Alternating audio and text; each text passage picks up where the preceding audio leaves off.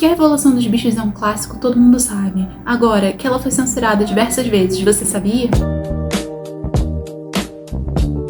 Oi pessoal, eu sou a Ana e hoje a gente vai para mais uma edição do quadro Censurados. Hoje vamos conversar sobre a Revolução dos Bichos. Eu li nessa edição aqui, que é uma edição tanto quanto antiga da editora Prime. A gente sabe que os direitos autorais do George Orwell já estão públicos, né? Então, enfim, tem muitas edições aí, vocês podem aproveitar e pesquisar outras que acredito que estejam tão boas quanto essa. A gente hoje vai conversar sobre essa novela, que é super famosa e super polêmica, né? A Revolução dos Bichos, ou como algumas traduções colocam, A Fazenda dos Animais, se não me engano, é a obra em que o George Orwell, pra mim, brilhou, assim. A gente sabe que a Revolução dos Bichos foi censurada em muitos lugares, inclusive vou ter que pedir ajuda aos universitários da internet, porque são muitos. Eu acho que o último lugar que censurou a Revolução dos Bichos foi o Emirados Árabes Unidos, mas a gente também teve o Ocidente, né, em alguns momentos aí que tinha uma aliança maior com a antiga União Soviética, a China e a própria União Soviética, né, na época, o bloco soviético em geral, censurou aí a Revolução dos Bichos. Eu vou deixar para vocês aqui uma imagem, né, de uma das capas das muitas edições. E hoje a gente vai conversar sobre esse livro, que pode ser um conto, pode ser uma novela, né? E a gente tem aqui personagens que são animais, e dentro dessa fazenda a gente vai ver uma revolução acontecer e uma nova hierarquia se instalar. Basicamente, a gente vai acompanhar o quanto que esses personagens eles se modificam ao longo do tempo e conforme eles vão ganhando poder. Na realidade, na minha humilde opinião, esse livro nada mais fala sobre o quanto que as pessoas, né, os animais aqui, eles vão se modificando e criando formas diferentes para lidar com um sistema que é difícil. É complexo, é ditatorial, é autoritário. Eu acho muito interessante o quanto que ele faz, sim, uma certa caricatura do regime stalinista. Isso não sou eu que estou dizendo, é a crítica especializada em literatura, tá, gente? Vocês podem pesquisar, sintam-se à vontade. Inclusive, se vocês quiserem que eu dê referências e vá atrás disso, deixa aqui um comentário que eu respondo, coloco as referências e tudo, tá? Então, a gente sabe que sim, tem esse paralelo aí, uma crítica ao regime stalinista, né? E é interessante quanto que essa crítica ela também pode ser utilizada para outros regimes, né? Na real, eu acho que ele cria uma história que encapsula muito essa ideia de regimes que são autoritários, né? Aquela famosa frase do Orwell que ele fala que todos os animais são iguais, mas alguns animais são mais iguais a outros, né? Então tem aí uma ideia de comunidade, de sociedade, de união, mas ao mesmo tempo tem uma segregação, uma elitização, uma separação. Eu acho que essa essência a gente pode pensar nas diversas configurações aí das sociedades humanas ao longo do tempo, inclusive. Então, acho que esse livro é interessante e acaba sendo aí alvo de muitas censuras porque toca em pontos que são doloridos, né, gente? Quando a gente pensa em alguns momentos aqui, né, eu gosto muito da parte linguística, que o Orwell, ele cria ideias muito interessantes, na minha opinião. Eu já li o 1984 e também acho que o ponto alto em 1984 é a questão do uso que ele dá para a língua, né? Então, o ponto mais interessante para mim dessa história é quando ele os animais começam a escrever na parede.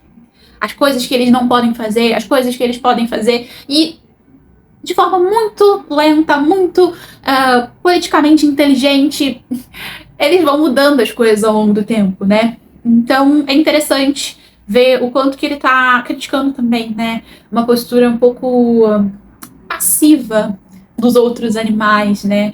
E eu acho muito interessante a figura do burro dentro dessa história.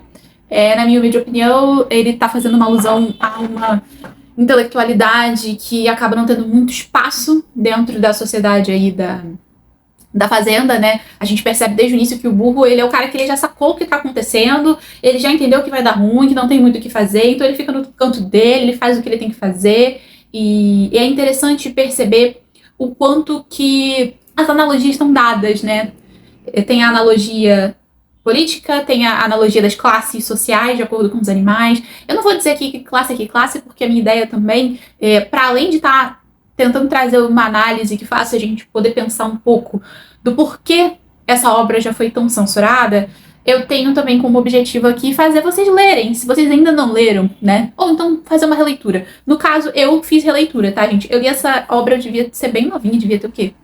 Uns 14 anos? 13? Por aí. Confesso que a primeira vez que eu li eu não tava com muitas expectativas, mas fui muito bem surpreendida. Fiz a releitura há pouco tempo, também por causa do quadro, e eu acho que é interessante pensar, né?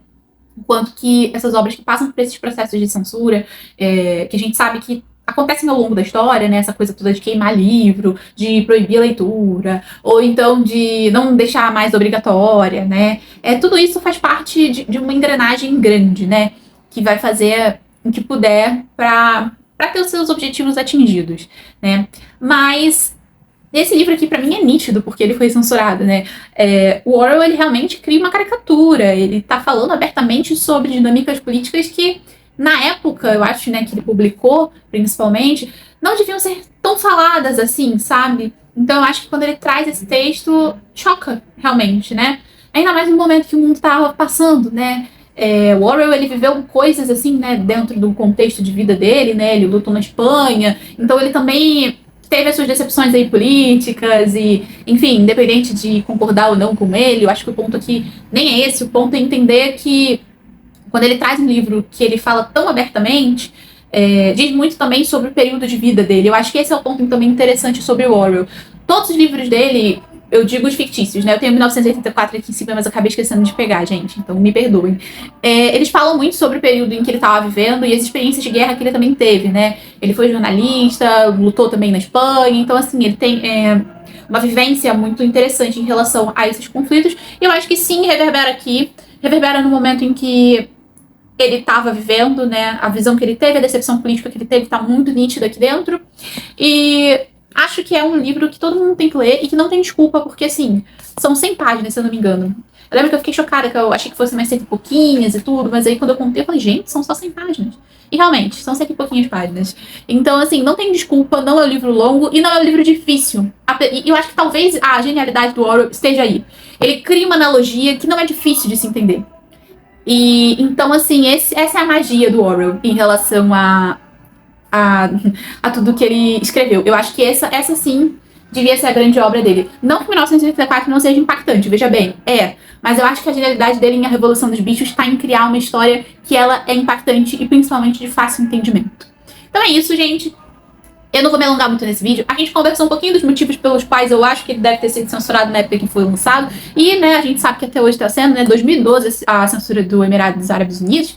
A gente sabe que livros que envolvem política, sexualidade, dilemas existenciais como vida e morte, acabam sendo livros que as pessoas temem. O que não deveria ser, né? Deveria ser o contrário, porque a ideia da literatura é que a gente possa pensar e que a gente possa aprender com os nossos livros e personagens e com as trocas que a gente tem aqui, agora com as redes sociais, mas nos clubes de leitura, num papo que você vai ter com um colega ou com um amigo seu. A ideia é que a literatura faça esse processo de circular entre as pessoas. E com temas, sim, que são um pouco mais complexos, mas de difícil, assim, né? De difícil trato, mas que são necessários para que a gente, como ser humano, continue nesse processo de se humanizar. Afinal, a humanidade, ela precisa se humanizar. Isso é um pouco óbvio, talvez, mas é necessário que a gente fale sobre isso, porque existe uma ideia de que o ser humano, ele já nasce com todas essas faculdades da empatia, e sim, até nasce, mas se a gente não conversa, se a gente não fala, se a gente não lê livros como esse, a gente não exercita isso, e se a gente não exercita, a gente sabe, né, é igual músculo, se não exercita vai atrofiar, e se atrofiar a gente sabe que, enfim, grandes calamidades podem acabar acontecendo. Então é isso, gente. Eu espero que vocês tenham gostado do vídeo e, enfim, me digam aqui embaixo se vocês já leram A Revolução dos Bichos, se vocês gostaram, se vocês não gostaram, se vocês concordam com o autor, não concordam com o autor. É sempre legal falar que, independente de concordar ou não, o ideal é que tudo seja feito na base da educação. Afinal, a literatura é para criar diálogo, não é para criar discórdia. Então, é isso, gente. Vamos pro próximo censurado. E deixa uma dica aqui pra mim, se você conhece algum livro que foi censurado, se você acha que é legal falar aqui. Eu vou adorar conhecer. A gente sabe que, infelizmente, a literatura, ela acaba sendo vítima aí de, enfim, muitas questões que acabam, às vezes, jogando livros na fogueira. Então, é isso, gente. Tchau!